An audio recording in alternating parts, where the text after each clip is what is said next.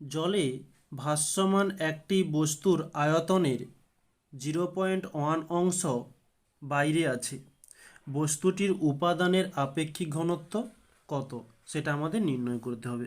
তো ধরি আমি একটি বস্তু 0.3 অংশ, এই পয়েন্টটাকে তুলে দিলে আমরা নিচে 10 পেয়ে যাব, মানে পুরো বস্তুটা 10, তার মধ্যে বলছে 3 অংশ বাইরে রয়েছে। আমরা ধরে নিলাম এই পুরো অংশটা এটা জলের নিচে রয়েছে, আর উপরের 3 অংশ জলের উপরে রয়েছে। তাহলে উপরে যদি 3 অংশ থাকে, জলের নিচে কতটা রয়েছে? 10 মাইনাস 3 সমান হয়ে যাবে 7। তাহলে জলের নিচে 7 অংশ রয়েছে। এই জিনিসটাই আমরা এখানে একটু লিখে নেব, যে ধরি বস্তুটির মোট 10 অংশ, বস্তুটি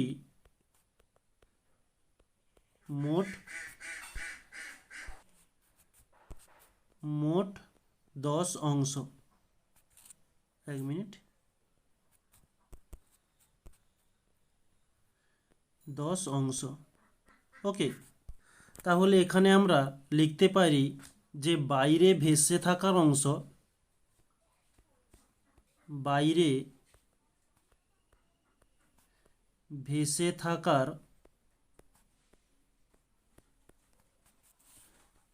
অংশ 3। তাহলে জলের ভেতরে কতটা অংশ আছে? জলের ভেতরের অংশ মোট অংশ 7 বলছি 10, আর বাইরে রয়েছে 3। তাহলে টোটাল হচ্ছে যে 7 অংশ জলের নিচে আছে। তো জলের নিচে যতটা আছে অতটাই অংশ জলকে অপসারণ করেছে। ধরো এই বস্তুটা যদি জলের মধ্যে ডুবে যায়, এই এতটা এরিয়াতে যতটা জল ছিল পুরোটা সরে গিয়েছে, তাহলে ওই অপসারিত জলের আয়তন হয়ে যাবে কত? অপসারিত জলের আয়তন 7। ওকে, নেক্সট পেজ একটু নিয়ে নিই। আচ্ছা, এখানে কি বল, আমরা যে সমীকরণটি ব্যবহার করব, আমরা যেটা জেনে এসেছি যে বস্তুর ওজন সমান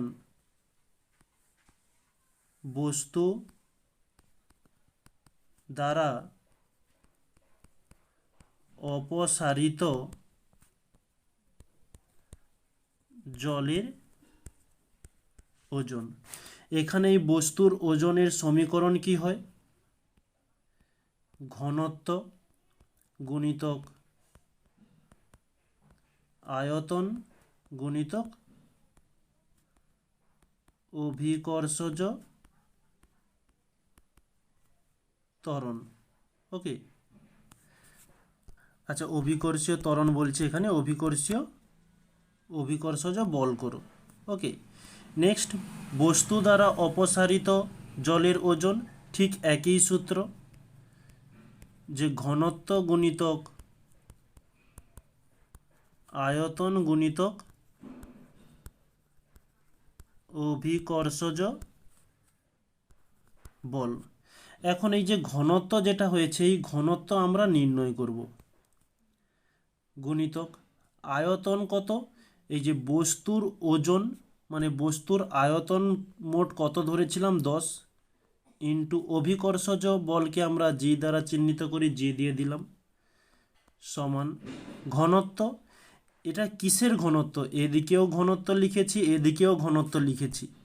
তো এই যে ঘনত্ব, এটা হচ্ছে বস্তু দ্বারা অপসারিত জলের ঘনত্ব, মানে সরাসরি বলে দিতে পারি যে এটি জলের ঘনত্ব জিজ্ঞাসা করেছে।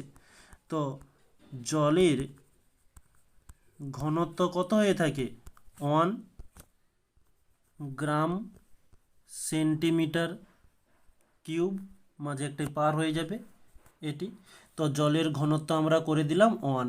ইন্টু আয়তন কত, কতটা জল অপসারিত হয়েছিল তার আয়তন 7 ইন্টু অভিকর্ষজ জি, এদিকের জি জি কেটে গেল, আমরা ঘনত্ব নির্ণয় করব তাই ঘনত্বটাকে রেখে দিলাম, 1 গুণিতক 7 করলে 7, এদিকে 10 গুণ আছে, এদিকে চলে এলে ভাগ হয়ে যাবে, তাহলে আমরা এখানে পেয়ে যাব 0.7। ওকে, এই হচ্ছে আমাদের উত্তর।